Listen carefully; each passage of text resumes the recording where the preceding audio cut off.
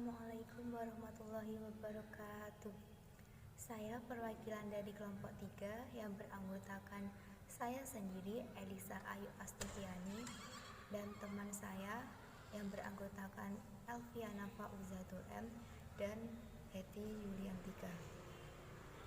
Di sini kelompok kami akan menyampaikan sebuah materi yang berjudul penilaian dan perspektif domain hasil belajar. Langsung saja, materi yang pertama adalah ruang lingkup penilaian pembelajaran taksonomi Asbloom dalam perspektif domain hasil belajar, yaitu domain kognitif, domain afektif, dan domain psikomotor. Langsung saja pada pembahasan, yaitu taksonomi. Taksonomi adalah sistem klasifikasi. Taksonomi ini mengklasifikasikan sebuah sasaran apa tujuan pendidikan itu sendiri. Dan taksonomi ini dibagi menjadi 3 domain. Yang pertama adalah domain kognitif, yang kedua domain afektif, dan yang terakhir adalah domain psikomotor. Domain kognitif merupakan segi kemampuan yang berkaitan dengan aspek-aspek pengetahuan, penalaran, atau pikiran. Domain kognitif ini dibagi menjadi 6, yaitu pengetahuan, pemahaman, penerapan, analisis, sintesis, dan evaluasi. Selanjutnya adalah domain afektif. Domain afektif ini merupakan sebuah kemampuan yang mengutamakan perasaan, emosi, dan kreasi-kreasi yang berbeda. Dengan penilaian domain afektif ini dibagi lagi menjadi 5, yaitu penerimaan, partisipasi, penilaian atau menentukan sikap, organisasi, dan pembentukan pola hidup. Selanjutnya yang terakhir adalah domain psikomotor. Domain psikomotor yaitu yang berkaitan dengan aspek-aspek keterampilan jasmani. Domain ini dibagi menjadi 7, yaitu persepsi, kesiapan, gerakan terbimbing, gerakan yang terbiasa, gerakan yang kompleks, penyesuaian pola gerak, dan kreativitas. Baik, di sini saya akan melanjutkan presentasi dari Mbak Elisa.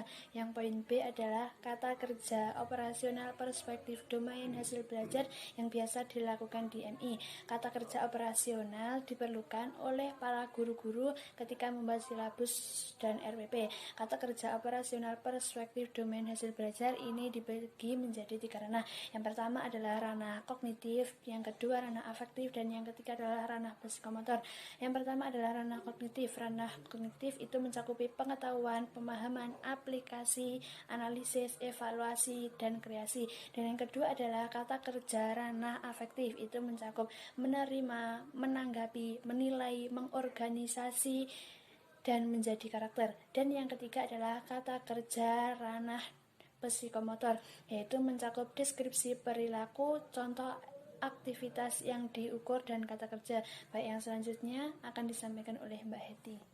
Assalamualaikum warahmatullahi wabarakatuh. Saya Heti Yuliantika akan melanjutkan penjelasan dari teman-teman saya mengenai materi makalah kelompok kami. Nah, materi yang akan saya jelaskan yaitu mengenai taksonomi Solo. Apa sih taksonomi itu? Taksonomi merupakan pengelompokan sesuatu berdasarkan tingkatan tertentu. Nah, seperti yang telah dijelaskan oleh Mbak Elisa tadi, taksonomi Bloom itu kan telah membagi menjadi 3 domain. Yang pertama domain kognitif, yang kedua domain afektif, yang ketiga domain psikomotorik. Nah, sedangkan kalau taksonomi Solo itu hanya menekankan pada aspek kognitifnya saja, teman-teman. Nah, apa sih sebenarnya taksonomi Solo itu? Taksonomi Solo itu suatu teori dari Pick and Collis yang biasa dikenal dengan structure of the observed learning outcome, yaitu struktur hasil belajar yang diamati.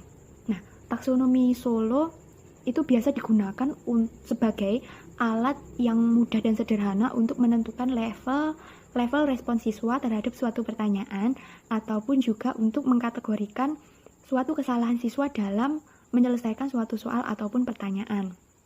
Nah, ketika mengajar, guru pasti mengalami suatu permasalahan dalam mengajar yang mengakibatkan tidak tercapainya suatu keberhasilan dalam mengajar.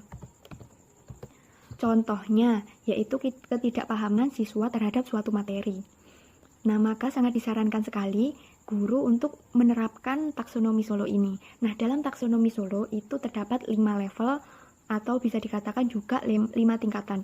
Yang pertama level prastruktural, yang kedua level unistruktural, yang ketiga level multistruktural, yang keempat level relasional, dan yang kelima itu level extended abstract. Yang pertama, level prastruktural. Nah, level ini merupakan level paling bawah dalam taksonomi Solo. Nah, dalam level ini siswa itu tidak bisa mengerjakan tugas yang diberikan oleh gurunya secara tepat. Nah, siswa dalam level ini itu benar-benar tidak memahami apa inti tugas yang diberikan oleh gurunya. Jadi seperti itu. Nah, yang kedua itu level unistruktural. Dalam level ini, siswa itu sudah mulai bisa merespon dengan sederhana pertanyaan yang diberikan oleh gurunya, namun tidak bisa dipahami apa maksud dari jawaban yang diberikan oleh siswa tersebut. Yang ketiga yaitu level multistruktural. Nah, pada level ini itu siswa sudah memahami komponen maupun informasi yang akan digunakan dalam menjawab suatu pertanyaan, namun siswa belum bisa membentuk pemahaman secara komprehensif. Yang keempat itu level relasional. Telah kita ketahui relasi itu suatu hubungan ya teman-teman. Nah, jadi dalam level ini siswa itu mampu menghubungkan fakta ataupun kenyataan dengan teori yang ada. Seperti itu dalam menjawab suatu pertanyaan yang diberikan oleh gurunya. Nah, yang kelima, yang terakhir itu level extended abstract. Nah, level ini itu di atasnya level relasional. Jadi tidak hanya menghubungkan fakta dan teori saja, namun siswa itu mampu membuat kesimpulan dan mampu memberikan penerapan pada situasi secara spesifik. Jadi seperti itu. Nah, selain kelima level ini, dalam taksonomi Solo juga terdapat tingkatan kesulitan dari soal maupun pertanyaan, yaitu terdapat 4. Yang pertama, unistruktural, ini yang paling mudah, pertanyaan yang paling mudah tingkatannya. Terus yang kedua, multistruktural, yang keempat, relasional, dan yang paling sulit sekali ini pertanyaan tingkatan extended abstract. Nah, seperti itu. Nah, taksonomi Solo ini memiliki 3 kelebihan. Yang pertama, taksonomi Solo ini merupakan suatu alat yang mudah dan sederhana untuk menentukan level respon siswa terhadap suatu pertanyaan maupun soal.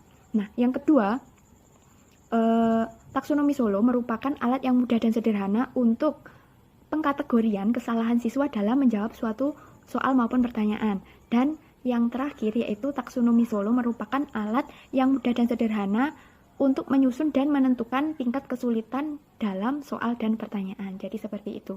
Nah, kita itu tidak dapat melihat secara langsung ya bagaimana proses berpikir yang terjadi pada siswa ketika ia itu sedang diberikan suatu pertanyaan. Namun kita mampu mengetahui kemampuan kognitifnya dari jenis dan kualitas respon yang diberikan melalui taksonomi Solo ini.